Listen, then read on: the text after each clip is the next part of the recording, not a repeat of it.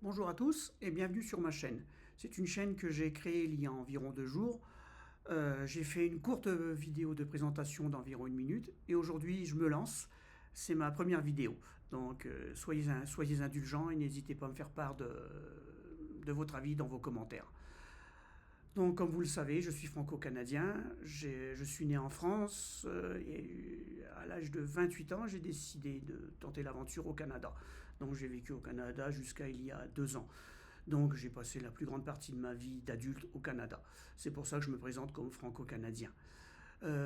Aujourd'hui, je vais aborder le thème de pourquoi j'ai décidé de m'expatrier au Pérou.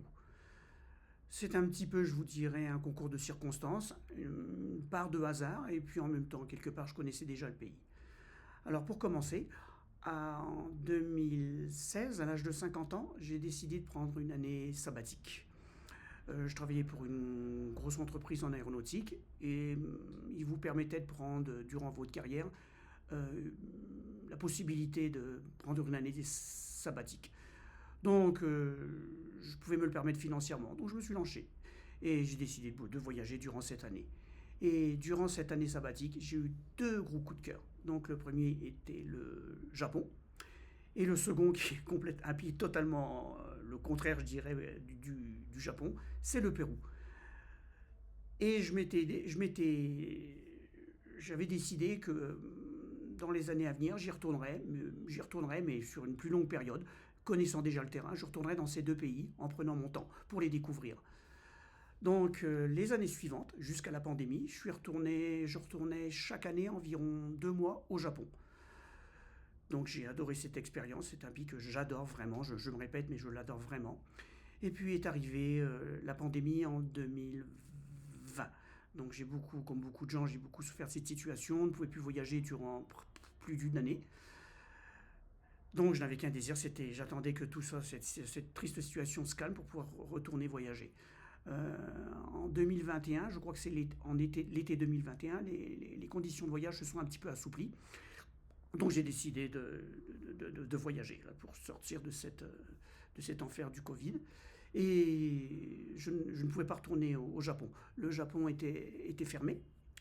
Vacciné ou pas vacciné, le Japon était fermé. Donc restait la seconde option qui était l'Amérique du Sud. Donc l'Amérique du Sud c'est toujours ouvert, aucune contrainte d'aucune sorte, le masque n'était pas obligatoire, il n'y avait pas de confinement, donc aucune contrainte liée au Covid. Donc j'ai décidé d'aller en Amérique du Sud. Et pourquoi le Pérou? Parce que y étant des gens allés, et étant mon deuxième coup de cœur après le Japon, je dis bon bah autant me lancer. Donc je suis parti en septembre 2021 avec un aller simple pour Lima, donc Montréal-Lima. Et puis je me suis dit, bon, je vais me laisser aller, je connais un petit peu le terrain, je vais me laisser aller, et puis je voyagerai simplement avec des allées simples pour découvrir l'intérieur du pays. Et c'est ainsi que j'ai vraiment, vraiment, vraiment découvert et apprécié le Pérou. Alors le Pérou, comme tout le monde le sait, donc ce qu'il y a de vraiment séduisant au Pérou au niveau culturel, c'est ce mélange de culture inca et espagnol, colonial espagnol. Donc c'est vraiment, ça apporte quelque chose vraiment de très, très unique à ce pays. Donc je suis arrivé à Lima. Lima qui est une très grosse ville. Je ne déteste pas Lima, mais je n'y vivrai pas. Donc j'y ai passé quelques jours. Et ensuite j'ai décidé de reprendre un vol intérieur jusqu'à Cusco, donc l'ancienne capitale inca. Et là j'y ai passé, je dirais, environ 3 semaines. Tellement il y a de choses à voir et à visiter, c'est incroyable. Ce mélange de deux cultures, le nombre de vestiges incas qu'il y a, les ruines, le Machu Picchu, enfin j'en passe. Il suffit d'aller voir un reportage sur le Pérou et vous verrez tout ce qu'il y a à voir dans Cusco et aux alentours qui s'appelle la vallée sacrée. Après ces 2 ou 3 semaines de voyage à Cusco, bah, j'ai décidé d'aller vers Puno. Donc Puno, c'est la ville euh, où en face il y a le lac Titicaca. Donc je crois que c'est le plus haut lac du monde, je crois. Donc j'ai vraiment apprécié. Donc c'est une autre expérience à vivre. Il y a des îles de bambou qu'on appelle Los Uros. Des gens vivent encore sur ces îles de bambou. Donc c'est vraiment une expérience, un dépaysement total. Ensuite, j'ai décidé de reprendre l'avion et j'ai fait l'Amazonie. Donc il y a une très grosse partie du territoire péruvien qui est situé en Amazonie. Donc là, c'est un climat totalement différent, beaucoup d'humidité. Vous pouvez voir la faune, la flore, donc c'est encore une expérience exceptionnelle. Durant cette période, j'ai logé dans un lodge en pleine jungle, un lodge relativement avec un certain confort. Donc je suis resté environ 2 semaines, je crois. Et ensuite, je suis revenu vers la destination du Pérou qui m'avait le plus séduit la première fois que j'étais venu au Pérou pendant mon année sabbatique, c'est-à-dire la ville d'Arequipa. Donc la ville d'Arequipa est située le plus au sud du Pérou. Donc sans aucune exagération, je pourrais vous dire que premièrement, c'est un paradis climatique. Alors quand je parle d'un paradis climatique, je m'explique. Alors, Arequipa est situé dans une vallée, c'est comme une cuvette entourée de volcans. Il y a 4 volcans, 3 sont morts, un est endormi. Donc les températures d'Arequipa, c'est 23 degrés toute l'année. Sec, ça varie de 1 ou 2 degrés, 1 ou 2 degrés, pas plus. Climat sec, donc vous ne transpirez jamais. Je me fais un t-shirt comme celui-ci, je le change évidemment, mais je pourrais garder plus d'une semaine. On ne transpire pas avec un climat sec. Il y a environ 6 jours de pluie par année, ce qui est très peu. Et durant ces 6 jours, ça n'est que quelques averses par jour. Donc c'est réellement un paradis climatique. Soleil toute l'année, aucun nuage, incroyable. Ensuite, mon autre groupe. Pourquoi je préfère Arequipa? Ensuite, l'architecture de cette ville. C'est une ville sans vestiges incas. C'est une ville à 100% coloniale. Donc la plupart des édifices sont bâtis en pierre volcanique blanche, qui s'appelle sillar. Donc ça donne un cachet tout particulier au centre historique de la ville. Seulement se promener dans ce centre, c'est comme un bond dans le temps, c'est comme se retrouver du temps de la colonie espagnole. Donc c'est vraiment très agréable.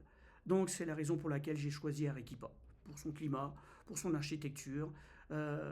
Bon, j'y reviendrai plus tard dans une autre vidéo plus en détail sur cette ville. Voilà.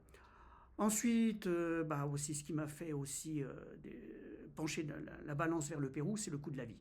Donc le coût de la vie est environ 3 fois moins cher que celui de la vie au Canada ou en France. Donc un exemple, un menu pour quelques exemples, mais j'y reviendrai plus tard dans d'autres vidéos. Un menu pour le midi comprenant une entrée, un plat, un dessert, une boisson. C'est la nourriture locale, mais qui est très très bonne. Il faut en compter entre 10 et 15 euros. Donc 10 et 15... pardonnez-moi. Entre 10 et 15 sols, ce qui représente entre 3 et 4 euros. Donc c'est vraiment très peu cher. Actuellement, je vis dans un meublé qui est situé en plein centre historique. Un meublé tout confort, tout inclus. Eau, internet, meublé. Donc ça me coûte 800 sols par mois, ce qui est environ 200 euros par mois. Donc vous voyez, donc c'est vraiment le coût de la vie. Là, vous pouvez vous permettre de vivre ici avec relativement peu de moyens. Ensuite, qu'est-ce qui m'a fait vraiment pencher vers cette destination? Je suis motard dans l'âme, donc j'adore faire de la moto. Et au Canada, c'est sûr que comme motard, l'état des routes est catastrophique du fait des changements de température. Et également, du fait de l'hiver, la moto reste au garage environ la moitié du temps de l'année. Donc ça, c'est très dur. Ici au Pérou, donc les routes sont en excellent état, même si elles ne sont pas entretenues. Pour quelle raison? Tout simplement parce qu'il n'y a pas de changement de température, donc les routes sont généralement très belles pour faire de la moto. C'est les montagnes, donc très sinueuses. Donc pour les motards, c'est un paradis. Donc vraiment, je profite pleinement de ma moto ici au Pérou. Donc voilà, c'est un premier tour d'horizon de pourquoi j'ai décidé de m'expatrier au Pérou et principalement mon point de chute dans la ville d'Arequipa. Donc j'attends vos commentaires et puis encore une fois, je vous remercie pour votre indulgence. C'est ma première vidéo. Je vous souhaite une très bonne journée. Au revoir.